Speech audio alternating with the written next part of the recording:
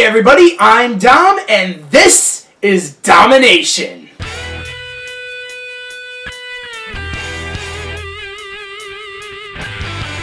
And welcome back to Storieview, the part of the show where I take a video game and only review one aspect of it, the story. Now, a while ago, I reviewed Prince of Persia, The Sands of Time, the movie, and at the beginning of the video, I asked what happened to the Prince of Persia series. Well, I forgot to mention that after The Two Thrones was released, there were two more major Prince games ever released to the public. Those games were Prince of Persia, later named Prince of Persia 2008, so to distinguish it from the original Jordan Mechner classic, and the game whose story I'm looking at today, Prince of Persia, The Forgotten Sands. Forgotten Sands was released in 2010 to sort of coincide with the movie, which came out the same year and around the same time. And whereas the 2008 Prince game was yet another reboot of the series with new characters and setting, Forgotten Sands returns to the Sands of Time world. This means we get to play as the old prince again! But story-wise, is this game justifiable? Is visiting our old friend the prince really worth playing through the story of this game? Well, let's find out. And before I go any further, I just want to say that the version of Forgotten Sands that I'm looking at today is actually the Xbox 360, PlayStation 3, and PC version of the game. I bring this up because the Wii version of Forgotten Sands has a completely different story than those versions, as well as does the PSP and DS version. With that said, this is Storieview of Prince of Persia, The Forgotten Sands.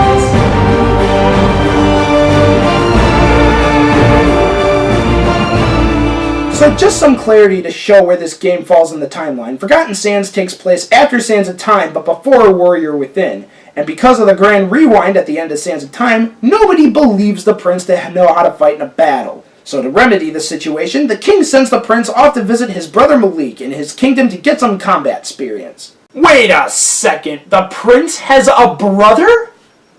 Where the hell was he during Sands of Time? Seriously, he never showed up and helped with the problem, and nobody even ever mentioned the guy. Well, anyway, when the prince does show up, he finds Malik's kingdom under attack by some guys. Yeah, who are they again? So the prince helps fight them off and meets up with Malik, who has a brilliant idea. Hey, what if I release this mythical army of sand skeletons who legend says was sealed away because they did some pretty bad stuff, like turn on their allies on the flip of a dime, but if I manage to control this probably uncontrollable army, we could possibly defeat these evil invader guys. To which the prince pretty much says, "Dude, don't do that, it's going to make it worse, are you friggin' high?" But Malik does it anyway, and just like the prince and the rest of us knew, this was a pretty stupid idea. Sand monsters appear everywhere and havoc is wrought.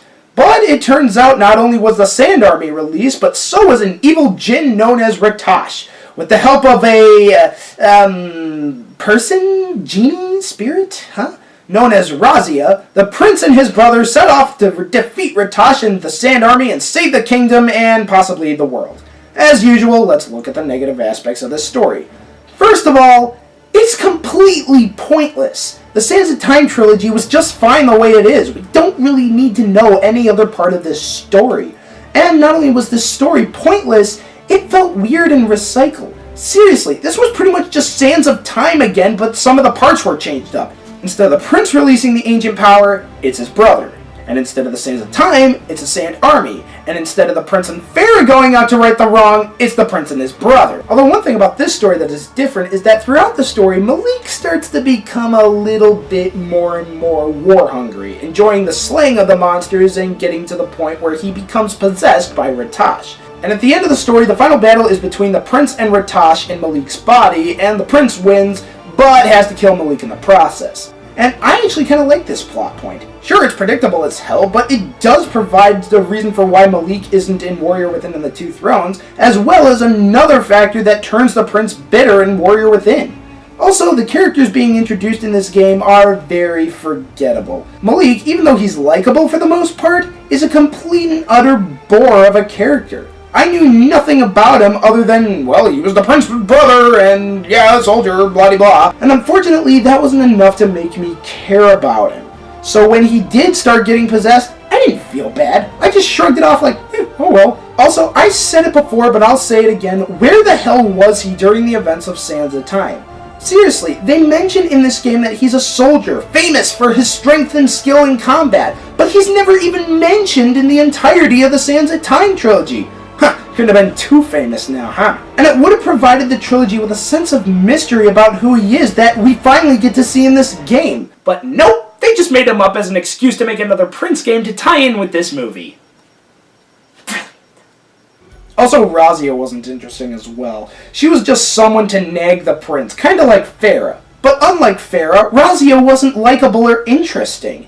And nothing with her in it was enough to make her stand out in my mind. And also, the villain is a complete bore. Ratash has got to be one of the most boring antagonists ever. He's just a big brute who goes around smashing up things and killing people. Whoop-de-diddly-do. He's like the Dahaka from Warrior Within if he had all the scary sucked out of him.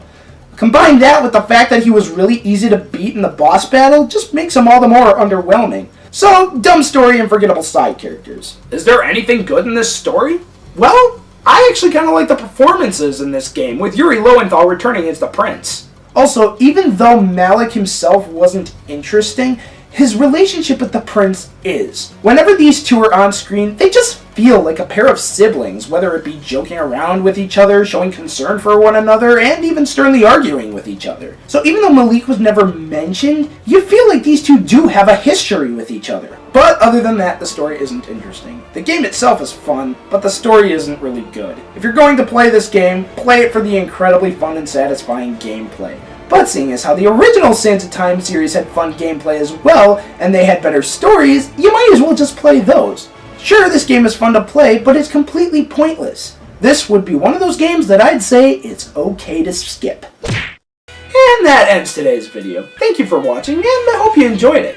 If you have any video ideas of stuff you'd like to see me do in the future, comment below to let me know. Make sure to like the video if you liked it, favorite it if you loved it, and subscribe to Dom-Ination if you want more of it. Once again, I'm Dom, and this was Dom-Ination. See you guys next time!